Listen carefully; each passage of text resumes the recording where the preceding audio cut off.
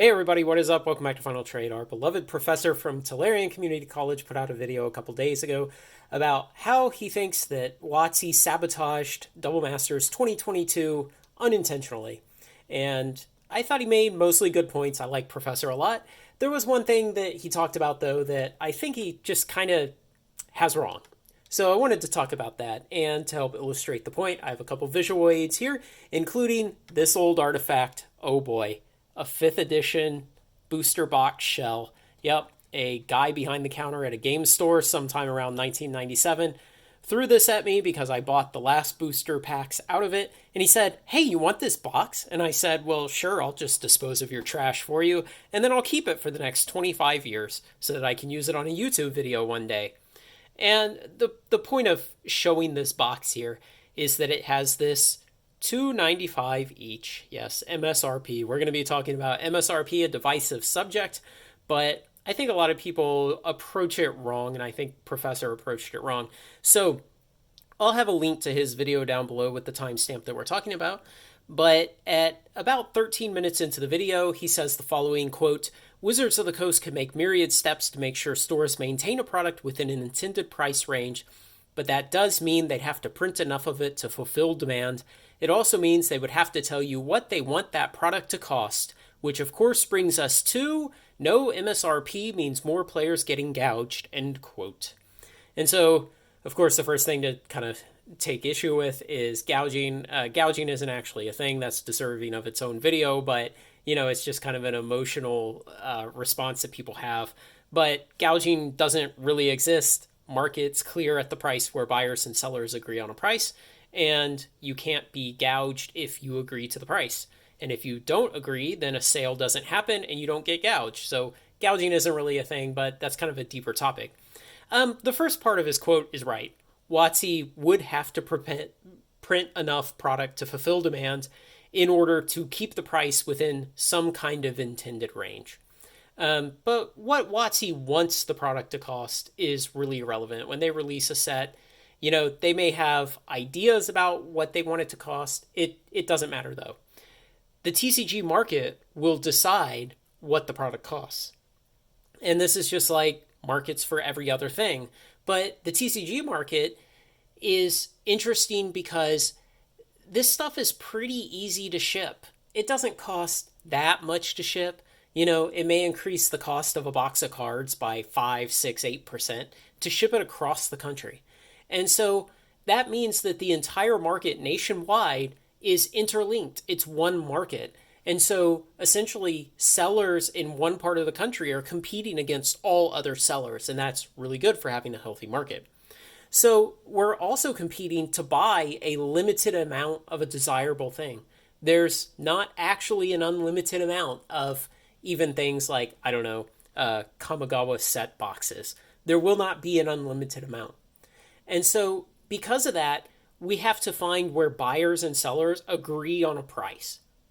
And that's the price that it will sell for. It doesn't matter what MSRP is set at. MSRP is a distraction. Sellers will look around at how much of a product they got from their distributor. They'll look around at how fast it's selling. They'll look around at the current market price for the product. And they'll decide, do I want to undercut the current market price in order to hopefully consummate the next sale? Or am I willing to hold off, sit on this product until the price comes up a little bit? And then there's other things that go into it. Card stores running out of product is a bad thing. So if they sell through all their product and then somebody walks into the store and says, "Hey, do you have lost origins?" And they say, "No, I sold it all." What card store owners will tell you is that the likelihood of that customer ever stepping foot back in the store again is low, because they think you're just some broke dick proprietor who can't keep product, doesn't get enough, doesn't have it, and won't have what they want in the future. And so in the same way, buyers look at what they would like to obtain, and they look at how much money they have, and then they decide based on the last consummated sale and the price of that sale, is this reasonable for me? Am I willing to part with that many dollars to get this thing that I want? And if the buyers and sellers can agree at a price, they consummate the sale, and that's when it happens. MSRP doesn't come into it at all.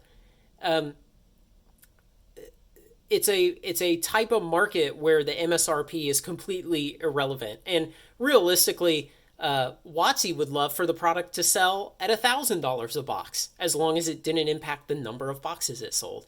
And so it really doesn't matter if you have an MSRP, if you don't have an MSRP, what the MSRP is. And to go back to the gouging thing, if you think you're getting gouged because there's no MSRP, why specifically do you think that just printing a number on the box will somehow stop that? It will affect the market. It will cause stores to sell for a cheaper price and run out of product and then not have any on the shelf to sell to their customers who walk in. So Professor goes on and he continues with, quote, "Is this price intended or is it marked up? I believe it benefits the customer to know what the intended price of a product should be," end quote. Again, MSRP is not the intended price of something. There's no such thing as an intended price. A company could have wishful thinking about what they dream that their product would sell for. There may be internal business analyses of where they think that the profits may be optimized by lowering the price in order to get more sales.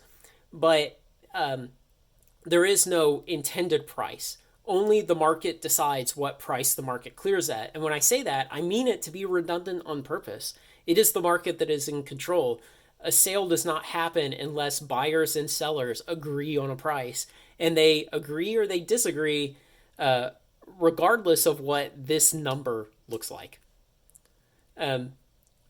Where they agree on the price and they exchange money for goods, that's what the price is. There is no intended price because nobody is forcing you to agree to a price you don't like, whether you're the buyer or the seller.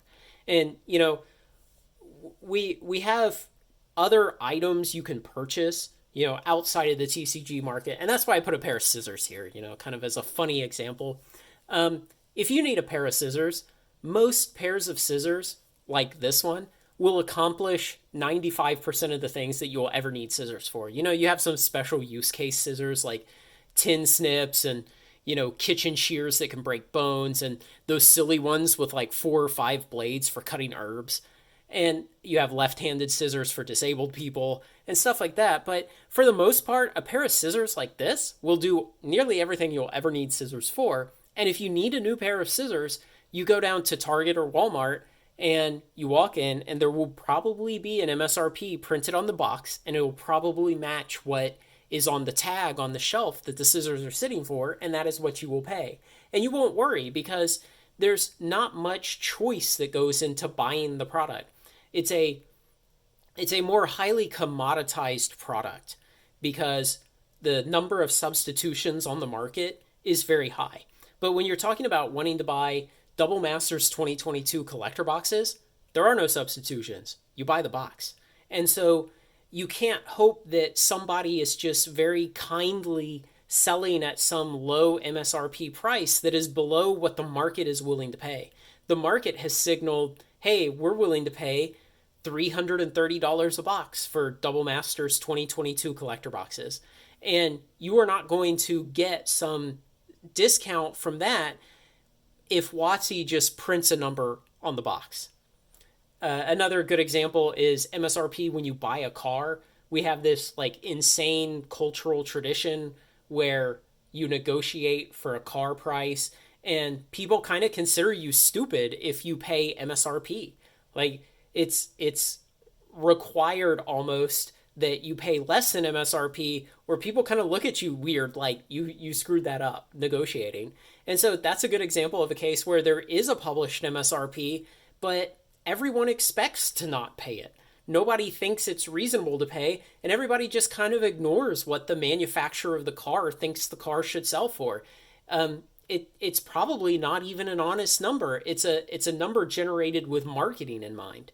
So Professor goes on again. He says, quote, "If Wizards of the Coast is intending this to be $340 per box, then customers should know that they have set the price that high and be able to express feedback about pricing to the company," end quote. And of course, $340 per box, he's talking about the draft boxes of Double Masters 2022. But it's interesting that he says that they should be able to express feedback about pricing to the company. Well, I don't know what he's expecting. Like, there is no feedback mechanism other than the market. Like, I don't have Mark Rosewater's cell phone number to call him and, chew him out about the price of these boxes. The only mechanism I have to give feedback to WOTC about the price of their product is either buying it or not buying it. And if I buy it, that sends a signal to the retailer that that price was fine. And so he will continue to sell at that price. And if I don't buy, that still sends a signal. A lack of a signal is a signal. It sends a signal that, hey, the price was too high. And if enough people don't buy, then it sends enough of those signals to retailers that they lower the price in order to entice sales. And if they're still selling less product, they send signals up to the distributor by not reordering. And the distributor sends signals up to WOTC by not reordering. And then WOTC understands, hey, we better not print any more of this. And so that's the only feedback mechanism that concerns price. Just the idea that we can get on Twitter and we can just complain to @WOTC about the price of double master boxes and that it'll affect anything, it's lunacy. Like, they don't care. They only care about the money, and the reality is that's all they should care about. That's all you and I should care about. We have to be unemotional about these things and just conduct our business trying to optimize the things we've laid out for ourselves are most important. And for WOTC, it's making money. That's what businesses exist for. So the idea that WOTC needs to set an MSRP so that players can complain, there's no way to complain, and it wouldn't accomplish anything. Even if you ring Mark Rosewater at 2 a.m. and wake him up and you give him an earful, it's not going to affect anything. So I guess the last thing to talk about is, what if WOTC was providing MSRP? What if you could take this box and let's say there was, there was a number printed here like there is on this old one. And let's say it said, I don't know, $280 or something. Let's just make up a number. How did WOTC determine that number? What are WOTC's incentives for setting a number, a theoretical MSRP to a certain number? Do those incentives align with players' incentives, with collectors' incentives, with investors' incentives, with retailers' incentives, with distributors' incentives? Do they align with anyone's? Because, we kind of have this feeling that we're in an adversarial marketplace, and the reality is we are. We don't have to be unfriendly to each other, but the reality is we're all trying to pursue our own interests individually. And players, collectors, investors, retailers, distributors, and WOTC, all 6 of those parties, have different interests. Now, in some cases, they kind of overlap, and in some cases, one course of action may be beneficial to multiple groups and things like that. But the reality is we all have different incentives changing what we are doing. And if WOTC were to put an MSRP on modern products, can we trust their incentives? And I think obviously the answer is no. And it's not because they're evil or they're stupid or anything like that. It's because they're the manufacturer. They're looking for something different than we're looking for. Ultimately, WOTC wants to get rid of all this cardboard and get money from the distributors. They want the money from the distributors more than they want the cardboard. And, us ultimately as the buyers, imagine you're strictly a player of Magic. You want the cardboard more than you want your money. You'd rather have the cardboard and give your money away for it. And, as investors, we do both depending on the time period, and we try to arbitrage the difference between those time periods. But the incentives are different for everyone who plays this game together, and I mean the game of buying and selling and consuming Magic cards, not the game of Magic itself. And so I think that people who get hung up on MSRP are just kind of misunderstanding. I think there's nothing interesting there that would change the market. Simply printing a number on the box does not change the supply of cards. It does not change retailers' behavior when they need to raise prices so that they can keep some of their product in stock for walk-in customers. It doesn't change how much people desire to have the product. And so it wouldn't really matter. It's a distraction. And so the rest of the professor's analysis I thought was really insightful as usual. He always gives really good videos and has interesting things to talk about. I think he's a really smart guy, but I think MSRP is a distraction, and we should stop being distracted by it. So let me know what you think. Like, comment, share, and subscribe. Join me on Final Trade. Join the Patreon. Thanks a lot, everybody.